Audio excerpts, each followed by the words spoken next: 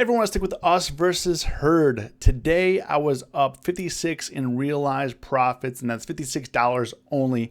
Unfortunately, I lost over $300 doing a day trade in CRM and AMD, but I was able to capitalize on profits from my swing trading and my premium selling. So if you did make a profit today, comment below, got paid. If you lost money today, comment, learned a lesson. If you could do me a big favor, hit the like button for the YouTube algo. Definitely appreciate it. I'm going to get into some of my trades here. I'm going to get into some of the stocks that I'm looking for this week and for this month. So as some of you guys know, I've been trading LAZR. Now LAZR, did pretty well in this. I actually sold the 25 put. So let me just pull up this trade here. So LAZR, go back. I shorted the 25 strike put for January. I shorted it, got a $4.90 credit. I bought it back today for $3.60, and I rolled it up to the 30 strike for $6 credit. I'm currently up on that about 6% right now on LAZR. So I'm shorting a naked put on LAZR, and I rolled it up. Now, the thing is, LAZR is a speculative stock.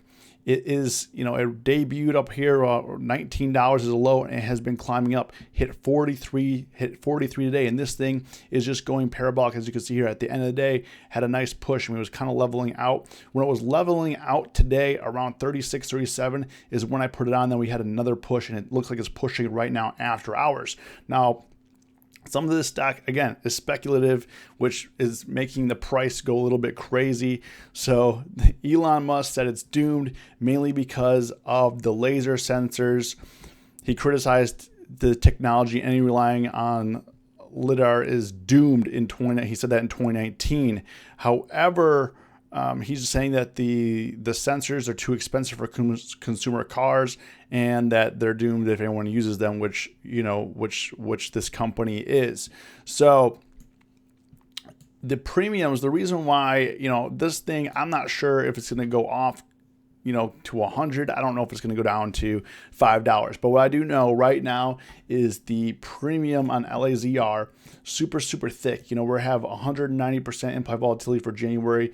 We have 233% for December 18th. Now, they do have earnings. They are going to be posting earnings on December 11th, so just be mindful of that. I'm looking to exit this trade. I'm in this 30 put. If this pushes up to like 45, 50, probably going to be exiting this trade until after earnings. So after earnings comes out, I'll be ready to get back in, get a little bit more information, and see where LAZR is trading at. Now, NIO is another one. NIO, what I like about NIO right now is it came down to 39, 38, which was pre-bounce territory. As you can see here, back in November, we bounced around, and this is what led to the next leg up to 57. It came down again, after hitting 57, came down, tested again the 38, hit 38.55, bounced up, and now it's kind of leveling out. So what I see here on NIO, today was a massive flag here.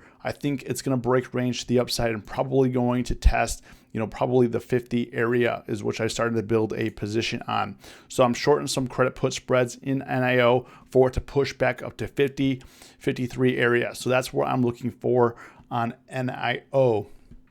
Now, Amazon, I'm also in Amazon right now. I'm selling some credit put spreads. Amazon has been getting nails down 70 points over the last 3 trading sessions. But what I'm looking at here, I'm currently in January expiration. I'm shorting the 3,100 strike puts for it to make another run up to like the 3,300, 3,400. And kind of what I'm thinking here is, with the holiday push, with retail sales, and with everything that's going on with COVID, it's going to push. There's similar to what happened after Black Friday and Cyber Monday. They said this was the biggest Black Friday. This was the biggest Cyber Monday ever online retail. I think this is going to be a humongous opportunity for online retails for Christmas, similar to Black Friday. Really, I'm not looking for it to go to 4,000 or anything. I'm just looking forward to make another run up to like the 3,300, 3,250 area. That way I can exit my position. Just go up 100, 200 points on Amazon. I'll look to exit my position. However, if you're looking at the 1-year chart here, it's building some really nice support. This could definitely take off when it decides to, up to the 4,000 area when it decides to take off. Right now, obviously we have some resistance here, but I think that it's going to take off eventually. So right now I'm in January expiration, shorting some credit put spreads, just taking it low and slow and waiting for, I'm taking in some of that premium while I'm waiting for it to break out of this formation. Now, Airbnb and DoorDash are going to be IPOing this week. So DoorDash is set to IPO between $90 and $95 a share. And Airbnb is expected to IPO at $56 and $60 a share. Now, both of these stocks, there's going to be humongous interest in both of them. I'm not exactly sure when options trading is going to come out, but talking to some people, and as you can see, like the sentiment online, especially for Airbnb, everybody wants a piece of Airbnb. So if you're new to trading, I definitely don't recommend getting involved in IPOs. I'm probably not going to be buying stock on IPO, but I am looking for plays in this space. So look for plays for Airbnb, look for on Trip, look for Booking, look for other travel spaces. This could have an impact. Also, I'm going to be looking at when DoorDash IPOs, I'm going to be looking at Uber and the Uber Eats business and seeing if this has an impact on the stock. And then I'm going to start, once kind of things level out and we kind of see where the stocks are going, then I will start evaluating if I want to buy Airbnb or DoorDash stock. I mean, I love DoorDash, I love Airbnb, but we all know that once these evaluations come out, I mean, they get kind of crazy. You don't want like another situation like RKT hit all the way up to 34 and has come back down to 1970. So you don't want a situation like this. But however, if you're looking at a stock like this now, you're like, hey, maybe, came back down to support areas, came back down to 19, IPO'd around 1750. Bounced up, maybe you want to start adding, and I'm anticipating that Airbnb and DoorDash is going to have another situation here. Similar situation. Uber, I mean, is off the chart, so I'm looking to see if this has an impact, if we could bring this back down to the 45 level. I don't know if it's going to happen, but it could have, DoorDash could have an impact on Uber Eats, so that is what I am looking for there. Now, Home Depot is a bit interesting to me right in this area. I also put on a credit put spread on Home Depot. Home Depot has come back down to support. It did test today 261 and had a nice V-shaped recovery, pivoted back up. I mean, still closed red on the day, but I do like Home Depot at the bottom here to short some credit put spreads right down here. So I'm looking for another bounce back up to the 270, 280 area. I'm not looking for it to really break range. Right now, what I'm doing on Home Depot is playing the ranges, and this has come down to a sweet level. Now, if it breaks this, going to be some trouble, so I'll probably exit my position. But right now, I'm looking for a bounce back up to the 270, 280 area for Home Depot. Now, last but not least is AMD. AMD is signaling to me that it's about to pop all the way off. AMD has had an explosive last couple weeks here, hitting, 75 all the way up to almost 95 right now.